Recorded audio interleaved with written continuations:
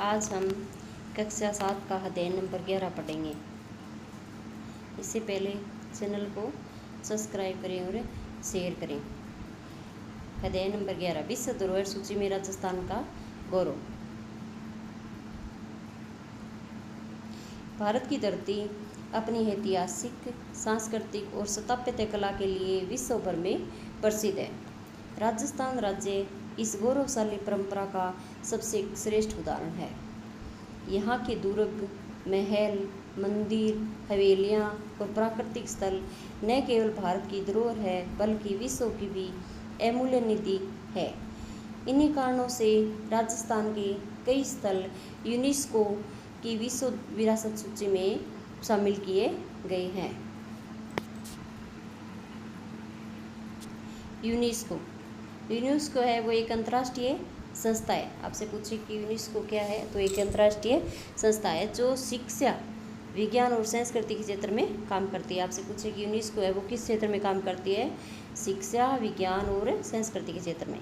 इसका पूरा नाम है United National Education Scientific and Culture Organisation, यानी संयुक्त राष्ट्र शैक्षिक, वैज्ञानिक एवं सांस्कृतिक संगठन। यूनेस्को उन जगह को विश्व धरोहर स्थल, वर्ल्ड हेरिटेज साइट को घोषित करता है जो मानव इतिहास, संस्कृति या प्रकृति के लिए बहुत खास होती है।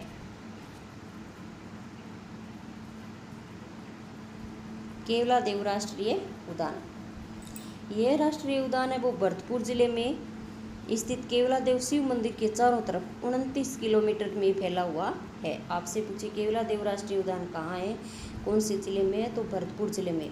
कितने क्षेत्र में फैला हुआ है? 29 किलोमीटर में फैला हुआ है। राष्ट्रीय उद्यान को दर्जा प्राप्त करी है एक पक्षी विहार है जिसमें लगभग 364 प्रकार की प्रजातियों के पक्षी पाए जाते हैं। आपसे पूछेगी कितने प्रकार की प्रजातियों के पक्षी पाए जाते हैं केवलादेव राष्ट्रीय उद्यान में, तो 364। Siberian crane. केवलादेव राष्ट्रीय उद्यान है वो साइबेरियन क्रेन के लिए प्रसिद्ध है।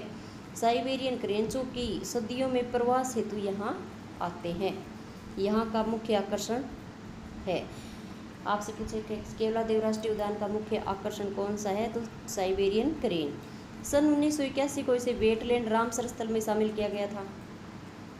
प्रश्न बनता है कि केवलादेव राष्ट्रीय उद्यान को वेटलैंड यानी रामसर स्थल में कब शामिल किया गया था, तो सन 1981 में। जैव विविधता की दृष्टि से संबंधित इस क्षेत्र को 1985 में यूनेस्को द्वारा वर्ल्ड हेरिटेज साइट का दर्जा दिया गया। आपसे पूछे केवलादेव राष्ट्रीय उद्यान को वर्ल्ड हेरिटेज साइट का दर्जा कब दिया गया, तो 1985 में।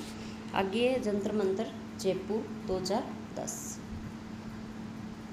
जंतर मंतर जयपुर 2010 सवाई जयसिंह द्वितीय द्वारा देश के 5 विभिन्न स्थानों पर बनाई गई खगोलीय वेधशालाओं में से यह सबसे बड़ी वेधशाला है।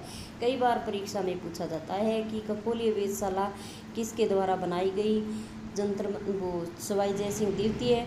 और कितनी वेधशालाएं बनाई गई, तो 5 वेधशालाएं बनाई गई। उनमें सबसे बड़ी कौन सी है, सबसे छोटी कौन सी है, तो सबसे बड़ी है वो जंतर मंतर है जो कहाँ स्थित है, तो जयपुर शहर के मध्य में स्थित है। इसमें 20 विभिन्न यंत्र लगे हुए हैं। आपसे पूछो इसमें कितने यंत्र लगे हुए हैं? 20, जिसमें समय यंत्र और सूर्य घड़ी प्रसिद्ध है। जंतर मंतर वेधशाला में कौन प्रसिद्ध है, किस चीज़ के लिए प्रसिद्ध है, तो समय यंत्र और सूर्य घड़ी के लिए। वर्ष 2010 में इसे यूनेस्को ने वर्ल्ड हेरिटेज साइट में घोषित किया गया।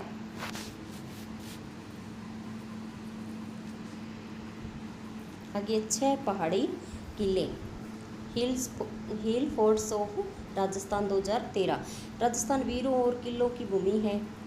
यहाँ के किले केवल पत्थरों की दीवारें नहीं है बल्कि ये हमारी संस्कृति, कला और जीवन मूल्यों के प्रतीक है। यूनेस्को ने वर्ष 2013 में राजस्थान के 6 किलों को हिल फोर्ट्स ऑफ राजस्थान के नाम से विश्व धरोहर स्थल को घोषित किया गया। आपसे पूछे कि राजस्थान के कितने किले हैं वो विश्व धरोहर स्थल में शामिल किए गए हैं, तो 6 किले हैं जो आपकी परंपरा, कला और स्थापत्य की झलक मिलती है। ये कौन कौन से किले हैं?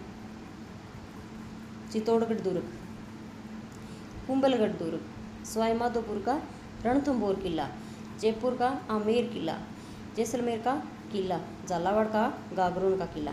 ये 6 किले इम्पोर्टेंट है, ये विश्व धरोहर में शामिल किए गए। ये किले राजपूताना शौर्य, स्थापत्य कला और इतिहास की अमर गाथा कहते हैं।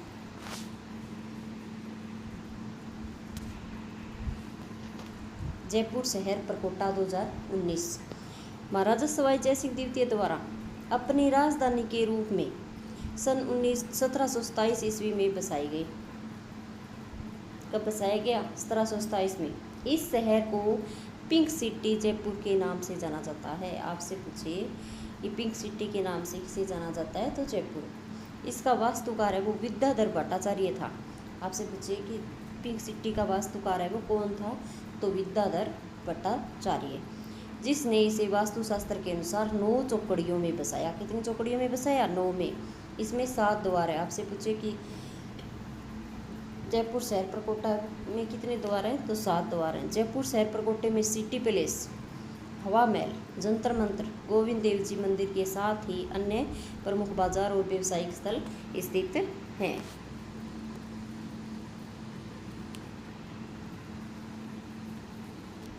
साल 2019 में इसे यूनेस्को की विश्व धरोहर सूची में शामिल किया गया। आपसे पूछे कि जयपुर शहर प्रकोष्ठ को कब विश्व धरोहर सूची में शामिल किया गया, तो 2019 को। इसका नगर नियोजन, वास्तुकला, सांस्कृतिक जीवन और पारंपरिक कला इसे अद्वितीय बनाते हैं।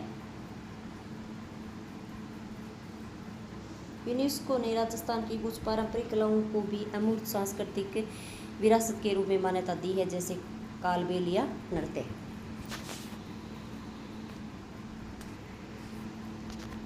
कालबेलिया नृत्य, कालबेलिया या सपेरा जाति द्वारा किया जाने वाला यह एक लोक नृत्य है।